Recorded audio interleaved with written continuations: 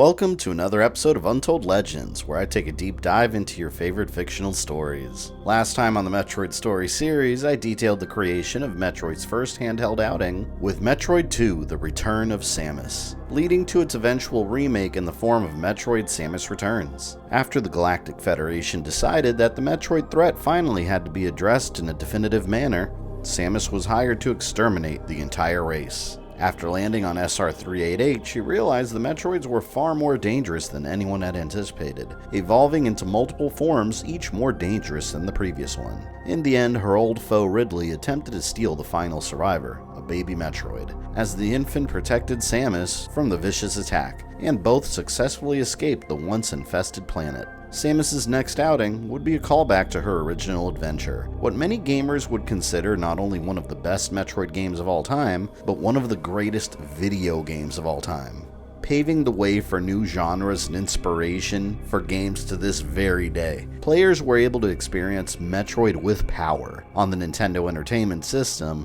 and portable power on the Game Boy, but a new era was coming. Now they could play with superpower.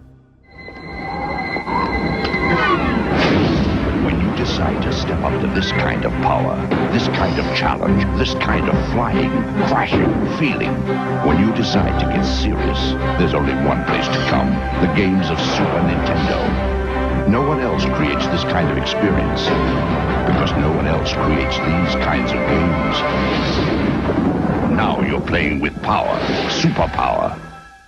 A new era was upon the little boys and little girls of the early 90s. A whole new generation of Nintendo console, and parents were upset. To be fair, video games were still relatively in their infancy. Huge new console generations with enormous steps forward in technology weren't yet common, weren't yet the norm. And some parents were shocked that Nintendo would dare sell them yet another machine. That much money. He has a Game Boy, and now he has the Nintendo, and now he'd have to have another unit just for that one game. Where should the anger be directed? Not at the parents, but at the manufacturer. So it has come to this: therapy sessions for families whom you could call Nintendependent. First of all, the peer pressure starts. I feel maybe exploited. Some parents are refusing to be taken in. I'm going to say no, and I'm going to explain to him how people market things to make you spend more money. But us kids understood the power brought forth before us. Seeing the likes of Mario and other Nintendo characters go from blocky, limited graphics to these new 16-bit shiny worlds packed with amazing sound was absolutely mind-blowing at the time. Although the Super Nintendo didn't quite match the original NES's sales numbers, about 49 million still sold worldwide, versus almost 62 million. It was an incredible success, and its contribution to the video game industry as a whole can't be overstated. It was only a matter of time before Samus made her Super Nintendo debut. This new Metroid project took Nintendo half a year to even approve, and 2 more years after that to develop it. They wanted to get it right, and according to producer Yoshio Sakamoto, I quote, "We wanted to wait until a true action game was needed, and also set the stage for the reappearance of Samus Aran." While the likes of Link and Mario held the fort, Nintendo R&D 1, led by Gunpei Yokoi, began development on the new game, and Intelligent Systems, who co-developed the original, handled the programming aspect. The development goal was to make a good action game, something that people would be able to compare to a movie.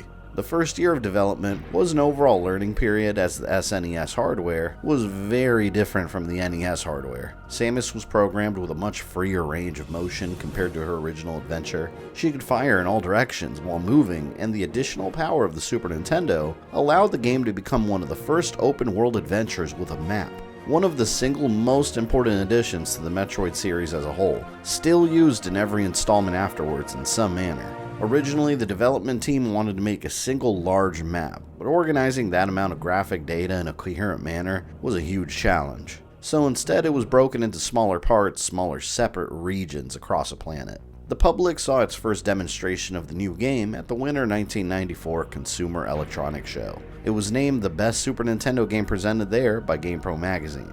The hype was real, and the expectations were high. At one point, the game was titled Super Metroid: The Return of the Mother Brain, before the subtitle was dropped. The official final title was simply Super Metroid.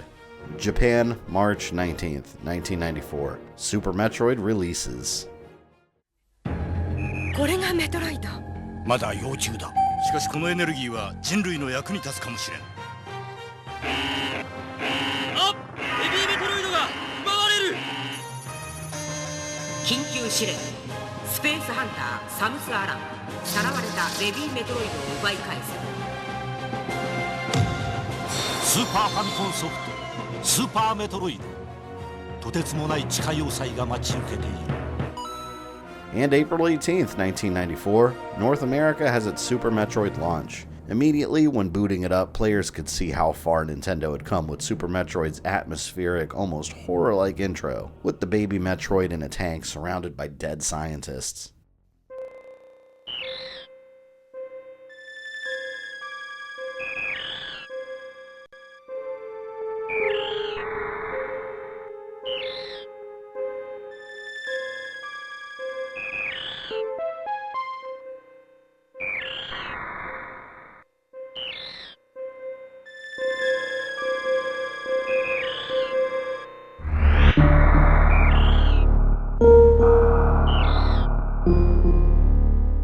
Super Metroid was universally praised, creating a lasting legacy. It joined the ranks of Nintendo's Player's Choice program and sold 1.4 million units. Impressive numbers considering that it arrived so late in the Super Nintendo's life cycle, with the Nintendo 64 only just 2 years away. The Metroid formula had been perfected. The ripples of the game's success were felt so strongly throughout the entire industry that Super Metroid was almost solely responsible for a new genre of exploration and adventure games. A genre that was given a name when the also immensely popular Castlevania series took inspiration from it.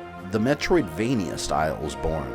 Without the success of Super Metroid, it might not have ever existed. Although Super Metroid was very similar in terms of location and story to Samus's original Zero mission, it was in fact a sequel, a return to her original Chozo homeworld of Zebes, on a mission she believed had already been accomplished. What impact would her latest chronological adventure have on the history of Samus? As usual, a quick disclaimer before beginning, this is not a gameplay walkthrough. Gameplay elements have been organized in a way to tell a coherent story, so don't use this video as a guide. With that said, I'd welcome you to the Metroid story, Chapter 9, The Revenge of Mother.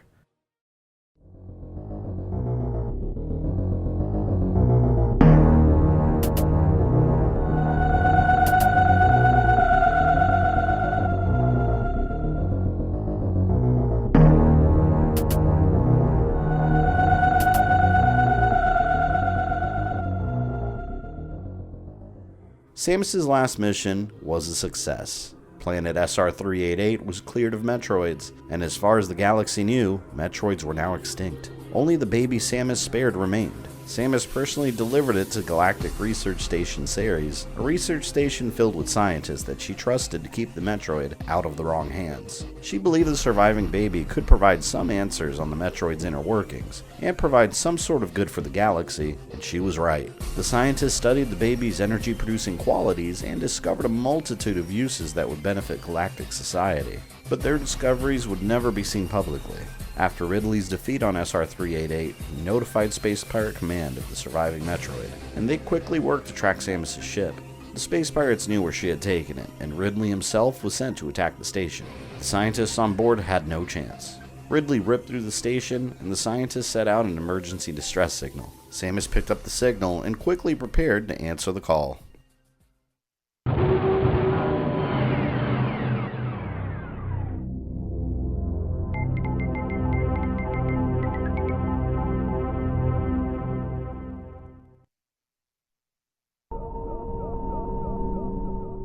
Once Samus arrived, she found a once busy research station completely silent. Once she reached the room containing the baby Metroid, she came across the bodies of the scientists that were studying it, torn to shreds, and the container holding the baby was empty. In the next room over, she found it by itself, safe, almost inviting Samus to get close. Unknown to her, Ridley activated the station's self-destruct system and patiently waited for Samus.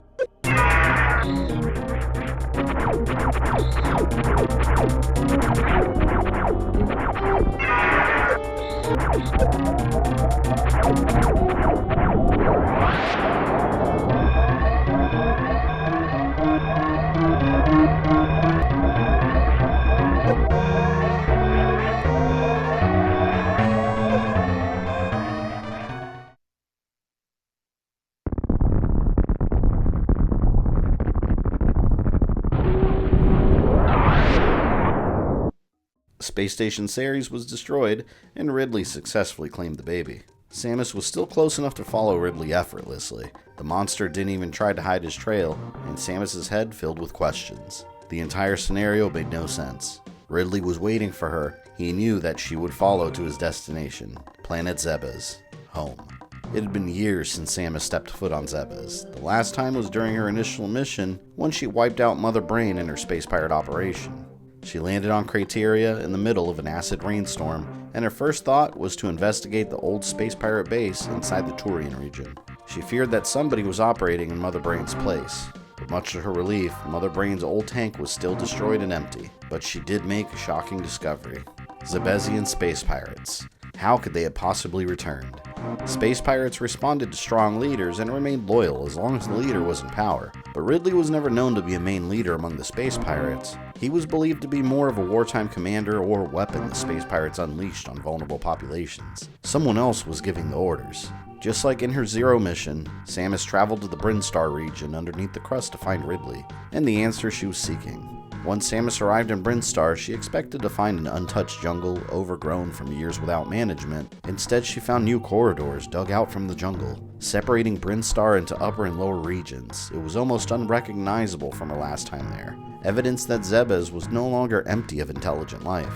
And the natural species were more aggressive than ever, attacking Samus on sight. They seemed almost engineered to target her. The space pirates had also tampered with the ancient Chozo statues, known as Terizos, designed to hold ancient artifacts, and they reprogrammed them to strike at Samus.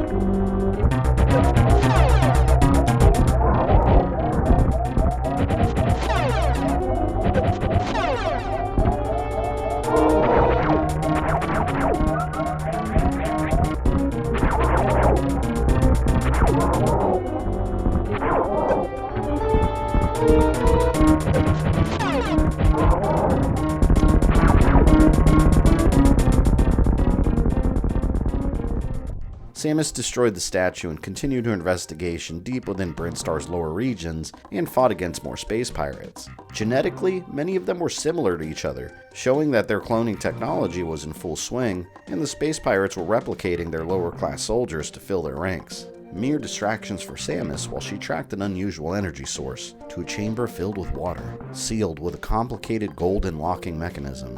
Samus recalled a similar mechanism used during her Zero mission.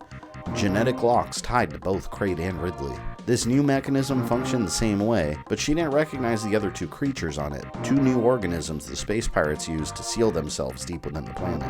And within the inner jungles of Brinstar, Samus encountered a spore spawn, usually a small living plant, now genetically altered by space pirate experiments to be a gigantic, indestructible bioform. Its only weakness, the vulnerable spots inside of its mouth.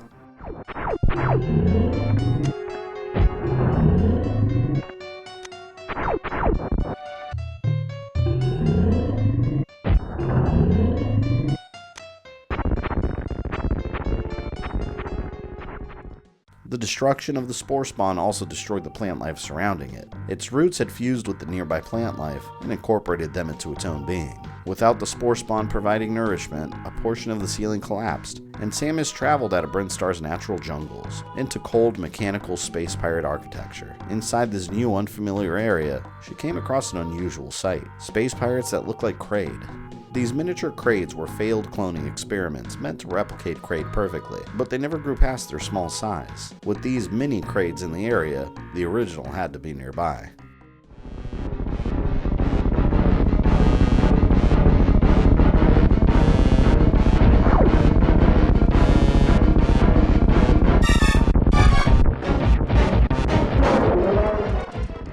The Behemoth of Brinstar Kraid returned. Last time Samus fought this mutated Reptilicus from Brio, she heavily injured him and he retreated. Now Kraid was back to full strength and angry. Samus was already familiar with his biology, and although his skin was impenetrable with her weaponry, he could still feel her attacks. Whenever he roared in anger and pain, she would take her chance to strike inside his mouth.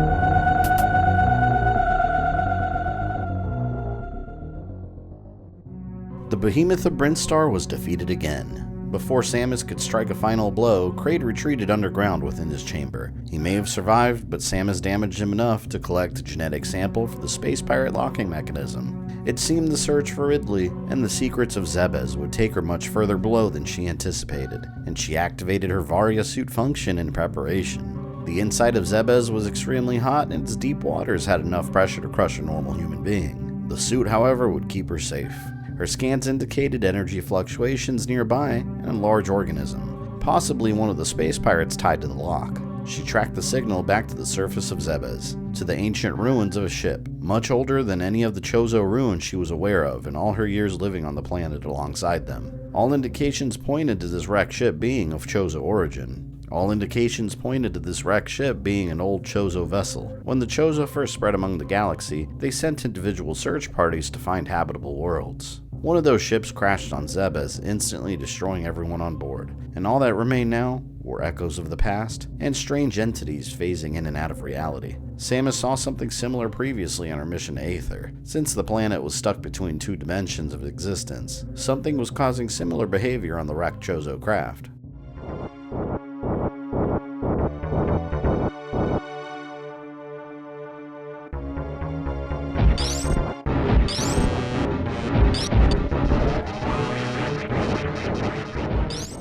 In front of Samus, the organism responsible for the strange behavior in the area revealed itself. It looked exactly like the image on the space pirate seal. Samus had to destroy it to complete her investigation. She wasn't immediately sure what she was looking at, but it matched myths and legends she'd heard from other star pilots. This was a Phantoon, a truly alien animal that lived in the vacuum of space, so rare it had never been officially documented. The Phantoon had the ability to become intangible, and parts of its body could exist within multiple dimensions simultaneously, and its full size could range from a couple meters to the size of a large spacecraft. Most travelers that encountered one in the vacuum of space never survived, since one of the Phantoon's main sources of food was electrical energy. Long ago, this one found its way on board the Chozo ship and caused it to crash on Zebes after feeding from the energy on board. It was invulnerable while it was phasing into another dimension, but it couldn't hold itself in two places for long, and what was visible to Samus was only a portion of its body. When the Phantoon reached back into the physical realm, its eye was a vulnerable weak point.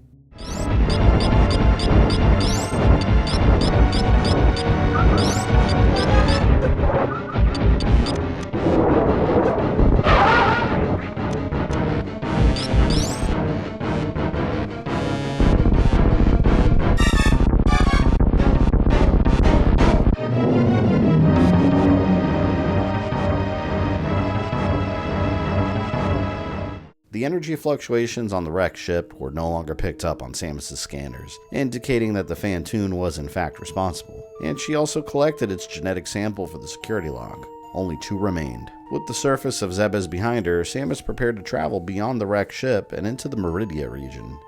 Before entering, Samus activated her gravity suit function to handle the deep pressure within Meridia's environment. It was one of the strangest ecosystems found within Zebes. A vast ocean layer existed, teeming with marine life. Without Samus's gravity suit, she would have never been able to travel through its aquatic landscape, and she made a disturbing discovery. Creatures extremely similar to Metroids. The space pirates had already started cloning experiments using the baby Metroid, and released the rushed results into the wild. Not quite Metroids, these mock droids were only able to survive in Meridia's aquatic regions, and were far weaker than standard Metroids. They were extremely fragile, but still had the ability to absorb the life energy of living organisms. The bigger threat beyond the mock droids was the aquatic serpent known as the Botwoon, a sea dragon that made its home within the dark pits of Meridia.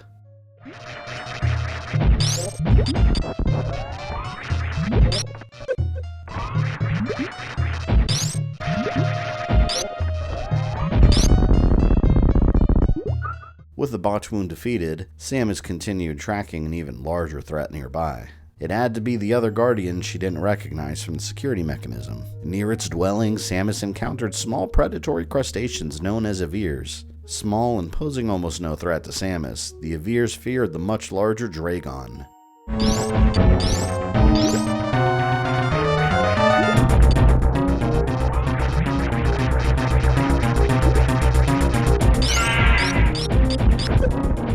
Dragon was originally an Avir, but was fully developed and enhanced by Space Pirate tampering. That same tampering also made it extremely territorial, and it was enraged to see Samus in its home, a perfect candidate for the Space Pirates to place as a guardian for one of their locks.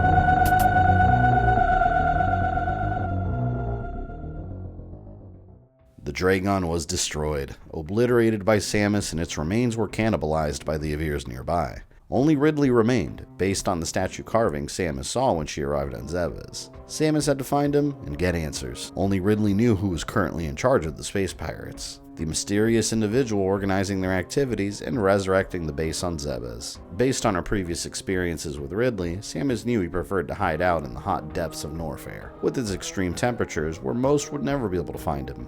Contrary to Brinstar, Norfair was similar to how Samus remembered it. It seemed the Space Pirates hadn't put much importance in changing its landscape. Norfair still had its vast lakes of fire and animals that embraced the hellish heat. The Varia function of Samus' suit could easily handle and dissipate the heat from her armor, but she still had to be careful with the liquid magma running through the Norfair rivers. And highly evolved predators that made their home near those rivers were also in the area, including a vicious crocomire, another dangerous creature with impenetrable skin. Much like Kraid, its mouth was vulnerable, and the pain from missile explosions caused it to step backwards.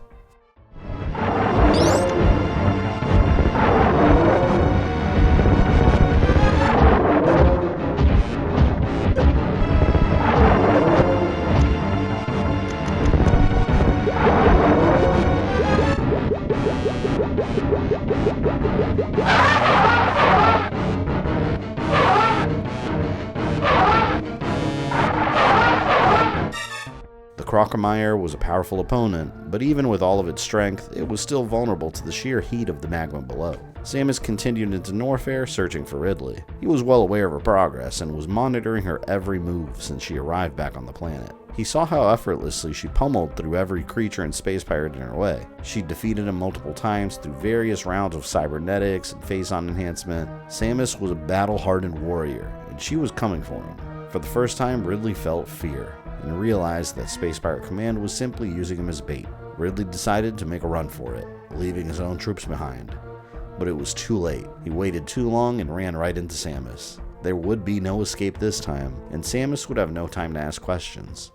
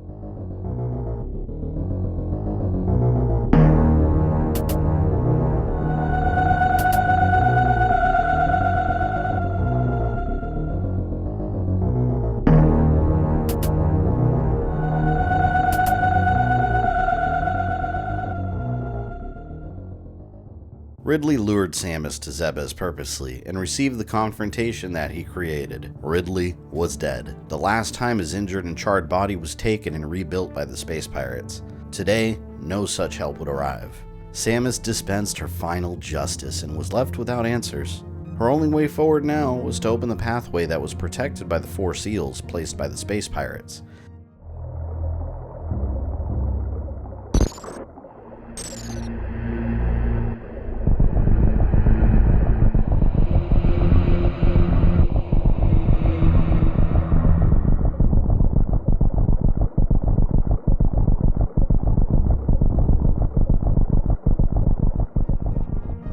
It was time to find out who was behind the resurrection of the Zebes operation. The secret passageway led to an alternate path into Turian, where Mother Brain's tank was originally located near the planet's core.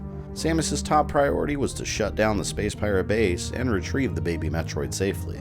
It was too important to galactic society to leave behind, and too dangerous to leave in space pirate hands.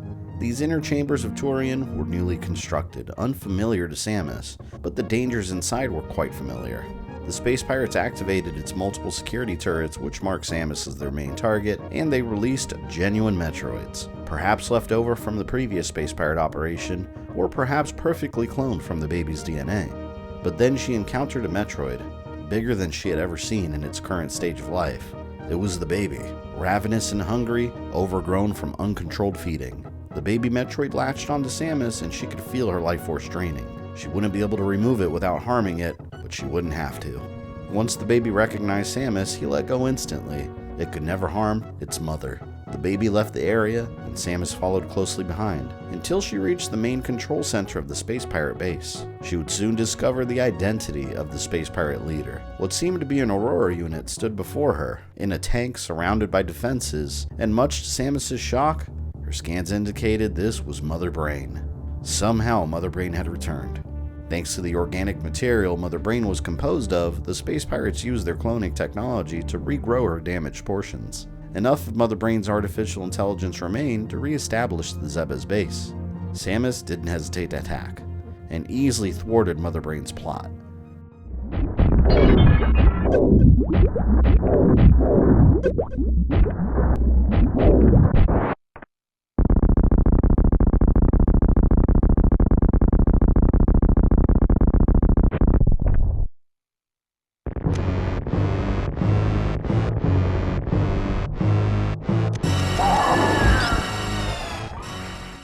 But the tank was simply the beginning. The space pirates not only resurrected Mother Brain, they built her an entire, horrific body that made her mobile. A body that Samus was unprepared to combat. The encounter with the baby Metroid left her weakened, and Mother Brain unleashed a violent, unrelenting attack on her old nemesis, leaving her suit damaged and vulnerable. And the same baby Metroid that Samus saved would return the favor and help its mother.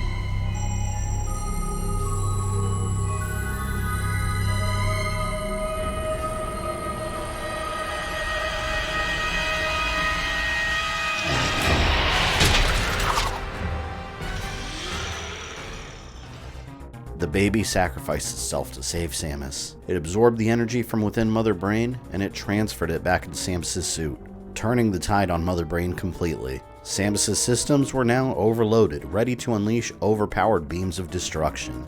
This would be the final confrontation between Samus and Mother Brain, and there would be no mercy.